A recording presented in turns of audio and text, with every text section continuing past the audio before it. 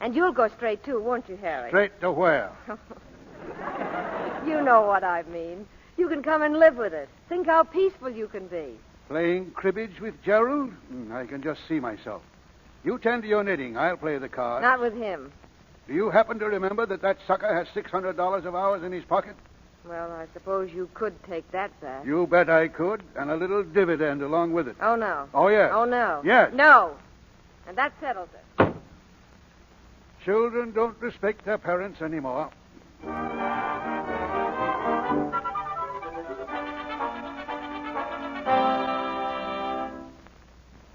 I think I've had enough, Colonel. I'll make you out a check for what I owe you. No, my boy. I wish you wouldn't do that.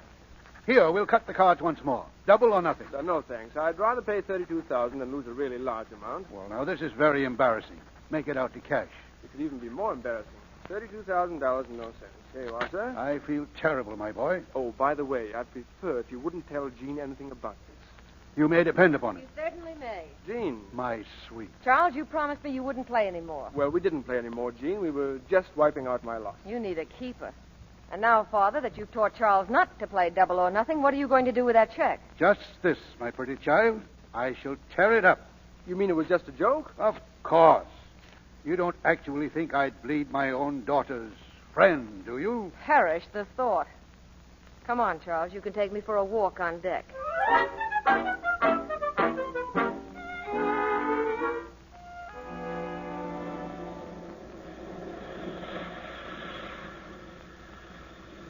Oh, the air is good, isn't it? It makes you feel all clean inside and nice. Yes. Jean, don't move. What is it? You know, I've just understood something. Yes? It came over me all of a sudden. I'm in love with you, Jean. I've never loved anyone but you. I know that sounds as dull as a drugstore novel, but it's what I feel. I wish we were married and on our honeymoon right now. Oh, so do I. But it isn't as simple as all that, Hopsy. I'm terribly in love, and you seem to be too, so one of us has to think and try and keep things clear. Maybe I can do that better than you can.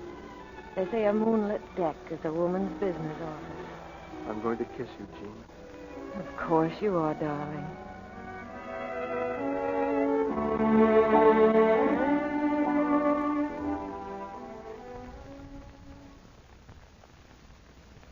None of our business, Mr. Pike, but I said to Myrtle, I don't care for those people. Mrs. Bullock, what are you trying to tell me? What are you talking about? The Harringtons.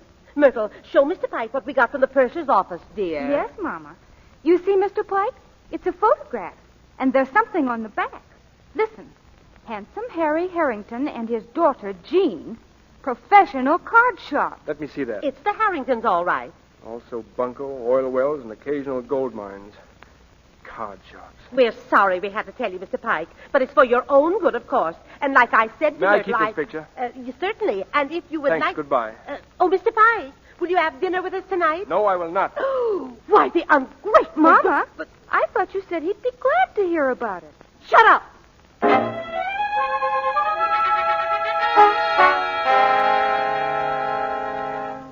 Straight scotch, double. Yes, sir. Why, Hopsy, what are you doing at the bar at this hour? Good morning. Good morning, darling. You look like the last grave over near the willow. Are you worried about something? Should I be? Of course you should, falling in love with an adventuress on the high seas. Are you an adventuress? Of course I am. All women are. If you waited for a man to propose to you from natural causes, you'd die of old maidenhood. Jean, Yes, darling? you'd better take a look at this photograph. Oh. A rotten likeness, isn't it? I never did care for that picture. I can understand that. Oh, please don't look so upset, darling. I was going to tell you when we got to New York. I would have told you last night only. Well, you never know how a person will take a thing like that. Well, maybe I wanted you to love me a little more, too. You believe me, don't you? All right. Anyway, I'm glad you got the picture this morning instead of last night. You thought you were having a lot of fun with me, didn't you? Oh, I was having a lot of fun with you, Hopsy. More fun than I've ever had with anybody. You were certainly very funny showing Harry how to palm a card. You were pretty funny yourself. When? Trying to play me for a sucker when they told me who you were the morning after I met you. Who told you? Never mind who told me. You mean you were playing me for a sucker? I don't believe it.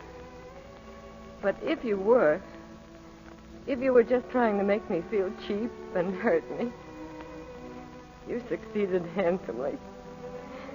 You ought to be very proud of yourself, Mr. Pike. Very proud of yourself.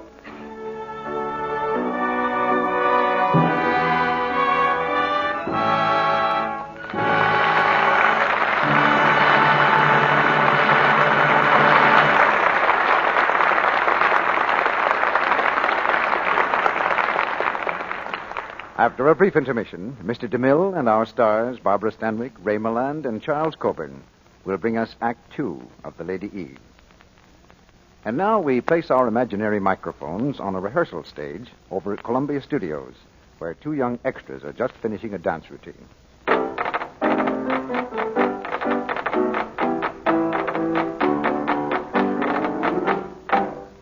My goodness, I feel like a wilted lettuce leaf. That certainly was a workout. And me with a date tonight. Me, too. Say, we better get going. What we need is time for a nice, warm, soothing bath.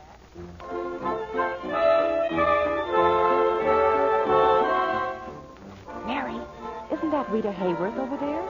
Boy, she looks like a million, doesn't she? She sure does. And after the hours, she danced in that ballroom scene today. Well, we're not the only ones who know what a nice, relaxing Lux Toilet Soap bath can do for a gal. Yes, lovely Rita Hayworth and other Hollywood stars use their complexion soap, gentle white Lux Toilet Soap, for their daily beauty bath, too. Try this Hollywood beauty bath, and you'll see why. You'll find Lux Soap's creamy, active lather is soothing and gentle. And thorough, too. That rich, caressing lather just floats away every trace of dust and dirt, leaves you feeling exquisitely fresh from head to foot. And most important of all, you'll find, as screen stars do, that this beauty bath makes daintiness sure.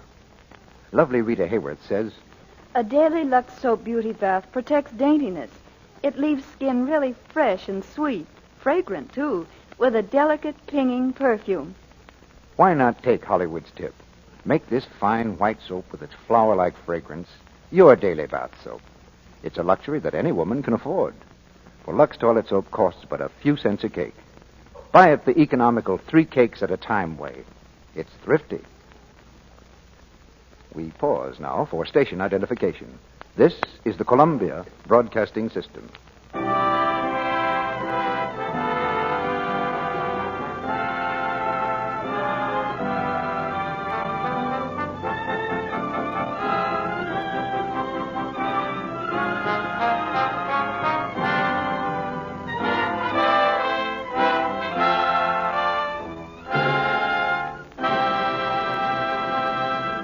Act 2 of The Lady Eve, starring Barbara Stanwyck as Jean Harrington, Ray Milland as Charles Pike, and Charles Coburn as Colonel Harrington.